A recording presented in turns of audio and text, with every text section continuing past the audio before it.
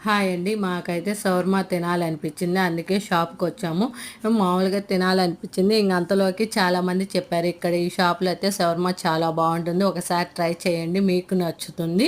మీకు కంపల్సరీ తిని మీరు చాలా బాగుంది అంటారు. సరే మాకు తినాలనిపించింది. సరే జనాలు కూడా చాలామంది ఉంటున్నారు. ఎప్పుడు చూస్తున్నా సరే చూద్దాము ఇక్కడ ఏ మాత్రం టేస్ట్ ఉంటుందో ఏంటో అనుకున్నాము.